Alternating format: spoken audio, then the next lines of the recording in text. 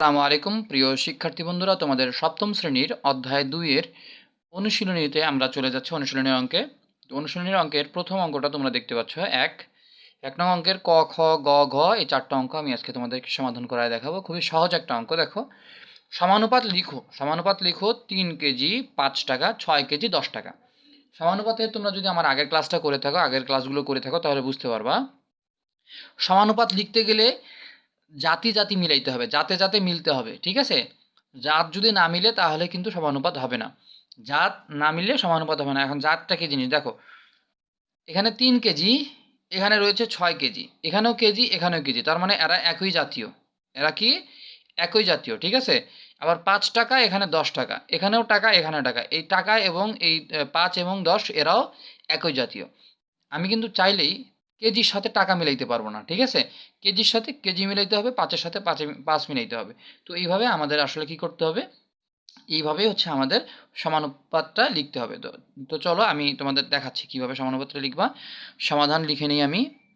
সমাধান, এটা হচ্ছে ক নম্বর অঙ্কের সমাধান। হ্যাঁ, অনেক ইজি একটা অঙ্ক, তোমরা সবাই বুঝতে পারবা খুব সহজে।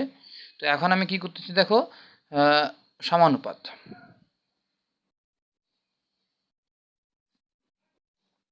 সমানুপাত লিখলাম।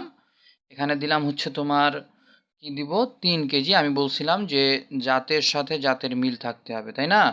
জাতের সাথে জাতের মিল মানে এখানে আমি যদি 3 কেজি দেই, অনুপাত দিব 6 কেজি, ঠিক আছে? 3 কেজি দিলে অনুপাত কত দিব? 6 কেজি।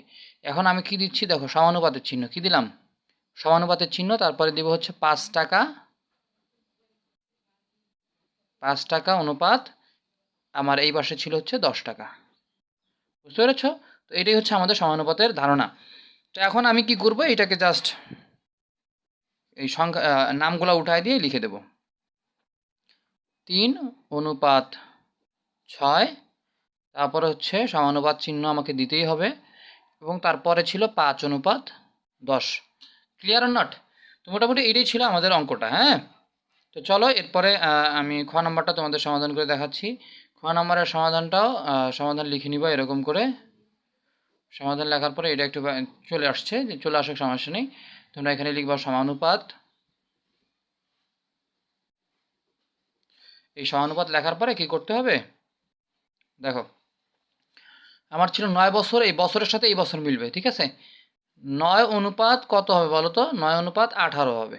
এখানে 9 বছর, এখানে 18 বছর, সো 9 অনুপাত 18 হবে। তারপরে একটা সমানুপাত চিহ্ন দিতে হবে। হ্যাঁ, সমানুপাত চিহ্ন মানে দুইটা অনুপাত দিলে সমানুপাত চিহ্ন হয়ে যাবে। এর পরবর্তীতে কি করবা, এই যে 10 দিন আর 20 দিন অনুপাত আকারে লিখে দিবা, 10 অনুপাত 20। বুঝতে পেরেছো কিনা? মানে একই জাতীয়গুলো এক পাশে লিখতে হবে, এটাই হচ্ছে বড় কথা।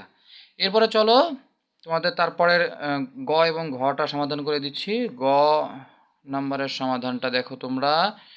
গ নাম্বারের সমাধানটা হবে হচ্ছে এরকম, যে এখানে সেন্টিমিটার, এখানেও সেন্টিমিটার, তাহলে 7 অনুপাত, এটা সমানুপাত আমি একটু লিখে নিই। সমানুপাত লিখে দিবা এরকম করে। বুঝতে পেরেছ? 7 অনুপাত 28 হবে। সমানুপাত চিহ্ন দিবা। সমানুপাত চিহ্ন দেওয়ার পরে এখানে 15 সেকেন্ড, এখানে 1 মিনিট, সো 15 অনুপাত, দেখো এখানে একটা জিনিস দেখো, এখানে মিনিট আছে আর এখানে কিন্তু সেকেন্ড, এখানে সেকেন্ড এখানে মিনিট, সো আমরা কিন্তু এই মিনিট বসাইতে পারবো না, ঠিক আছে? এখানে যেহেতু সেকেন্ডে আছে, তো এটাকে আমরা সেকেন্ডে পরিণত করে দিব। বুঝতে পেরেছো? আমি আবার রিপিট করি, এখানেও সেকেন্ড রয়েছে, এখানেও সেকেন্ড আনতে হবে, মিনিট নেওয়া যাবে না। এখানে 15 সেকেন্ড রয়েছে, আর আমরা জানি কি 1 মিনিট সমান সমান কত সেকেন্ড? 1 মিনিট সমান সমান হচ্ছে আমাদের 60 সেকেন্ড, ঠিক আছে? 15 সেকেন্ড আর 1 মিনিট সমান সমান 60 সেকেন্ড লিখে দিচ্ছি। এটা কিন্তু একটু ব্যতিক্রমধর্মী, তোমরা ভালো মতো খেয়াল করো কেমন। এরপরে সমাধানটা দেখো, এরপরে সমাধানটা কি হবে? এরপরে সমাধানটা হবে হচ্ছে, সমানুপাত লিখে নেই, সমানুপাত। হ্যাঁ, এটা লেখার পরে আমি কি করলাম দেখো, এই যে 12টি এবং 15টি, তাহলে 12 অনুপাত 15 লিখবো। হ্যাঁ, তারপরে সমানুপাত চিহ্ন দিলাম। সমানুপাত চিহ্ন দেওয়ার পরে এখানে 20, এখানে 25, এখানে হবে 20 অনুপাত 25। তো মোটামুটি এরকম যদি কোনো অঙ্ক থাকে তোমরা এরকমভাবে সমাধান করে দিবা, একই জাতীয়গুলো এক পাশে রাখবা, তারপরে সমানুপাত চিহ্ন দিবা, অন্য জাতেরগুলো আরেক পাশে লিখে দেবা। তো মোটামুটি এই ছিল আমাদের আজকের আলোচনার বিষয়বস্তু। তোমরা ভালো মতো খেয়াল করবা, যদি বুঝতে অসুবিধা হয় আবার রিভাইন্ড করে একটু দেখে নিও। তো আজকে এই পর্যন্ত, পরবর্তী ভিডিও দেখার আমন্ত্রণ জানিয়ে এখানেই শেষ করছি। আসসালামু আলাইকুম ও রহমতুল্লাহ।